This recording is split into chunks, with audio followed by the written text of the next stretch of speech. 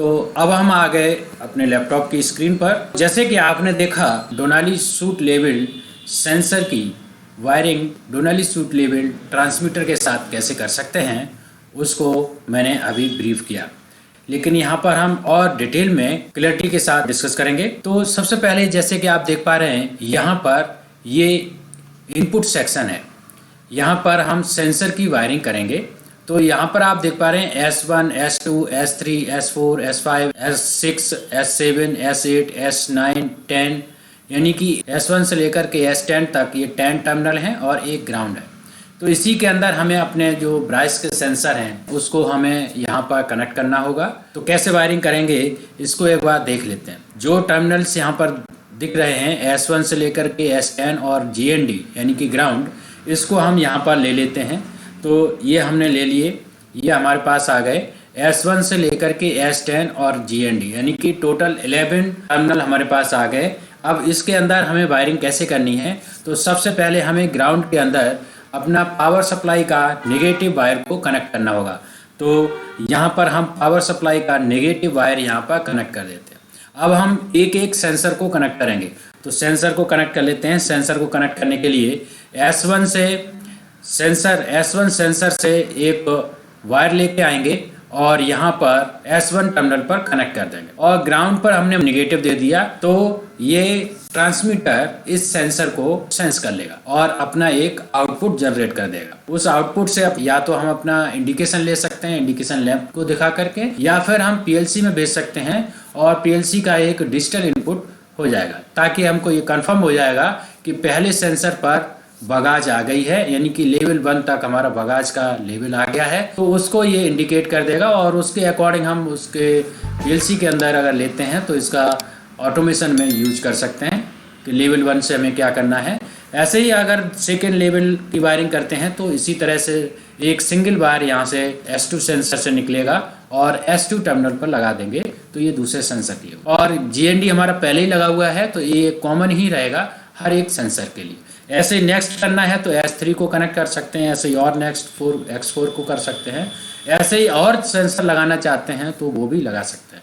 Means इसकी sensor की wiring बहुत ही सिंपल है, यानी कि सेंसर से एक वायर आएगा, ट्रांसमीटर के S1 पर लग जाएगा अगर सेंसर S1 है, और ग्राउंड पर नेगेटिव दे देंगे तो इसका सर्किट कंप्लीट हो जाएगा। और जैसे ही बगाज इस सेंसर के पास आएगा या सेंसर के सामने आएगा या सेंसर के ऊपर आएगा तो ये सेंस हो जाएगी। तो ये तो हो गया सेंसर की वायरिंग का। अब ये सेंसर्स कहाँ पर लगा सकते हैं उसको एक बार बता देते हैं। सेंसर को हम जैसे ये थोड़ा सा ब्रीफ कर देता हूँ। जैसे ये ऑक्सिलरी कैन कैरियर है, ये प्राइमरी कैन कैरियर है, ये मैन कैन कैरियर है, यहाँ से लेकर के यहाँ तक देख पा रहे हैं, और ये फाइब्राइजर और ये रैक कैरियर है।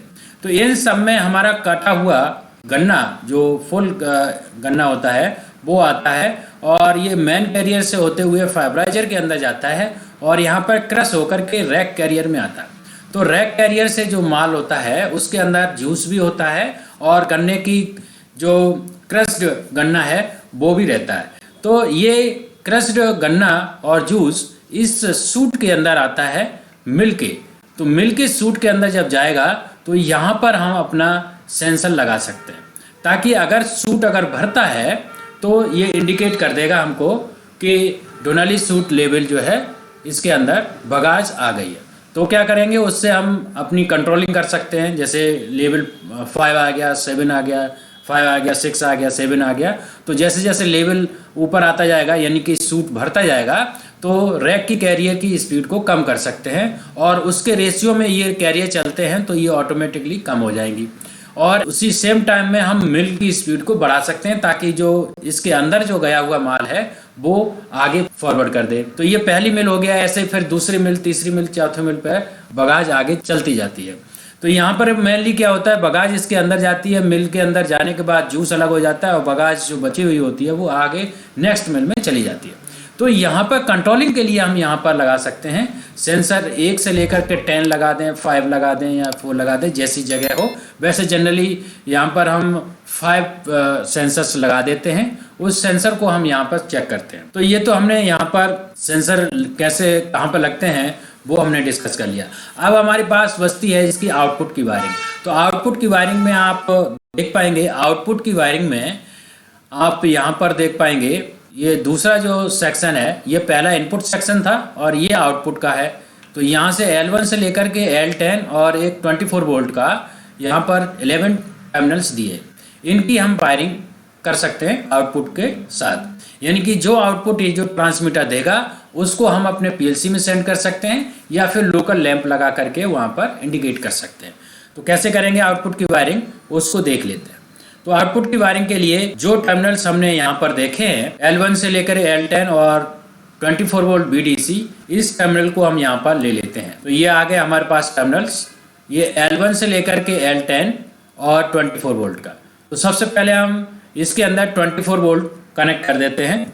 तो यहाँ से ये जो ब्लू वाला वायर है, ये हमने यहाँ पर 24 वोल्ट DC सप्लाई इसको दे दी। अब हमारा यहाँ से आउटपुट निकलेगा और आउटपुट हमारा L1 इंडिकेशन हो गया, यानी कि एक हम लैंप यहाँ पर दिखा सकते हैं। तो कैसे दिखाएंगे, ये हमने ले लिया, यहाँ से ट्रांसमीटर से L1 टर्मिनल से निकालेंगे और एक L1 लैंप का वायर हम यहाँ पर लगा देंगे।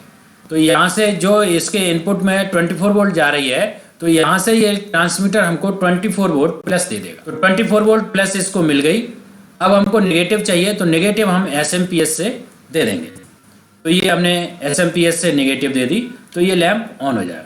जब भी S1 सेंसर हमारा एक्टिवेट होगा तो L1 से हमारा आउटपुट निकलेगा और यहाँ पर 24 वोल्ट भेज देगा।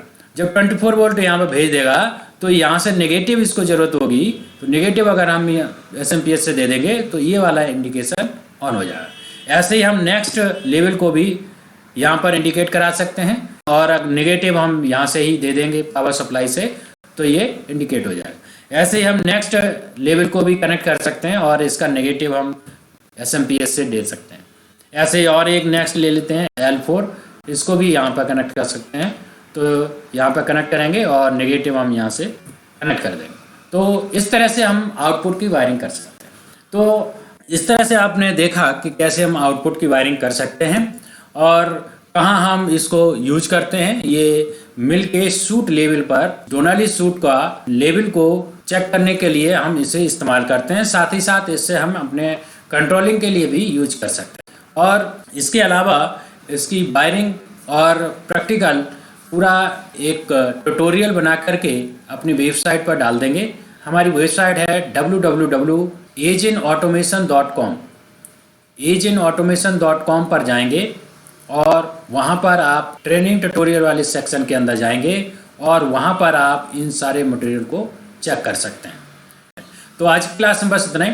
Thank you for watching this video. अगर आपको ये वीडियो पसंद आई तो लाइक करें, शेयर करें और अगर आपने अभी तक हमारे चैनल को सब्सक्राइब नहीं किया तो सब्सक्राइब कर लें। साथ ही साथ बेल आइकन को क्लिक कर लें ताकि हमारे लेटेस्ट वीडियो के अपडेट्स आपको टाइम से मिल सकें। और अगर आपका कोई क्वेश्चन है, कोई डाउट है तो नीचे कमेंट बॉक्स में पूछ सकते हैं। Thank you.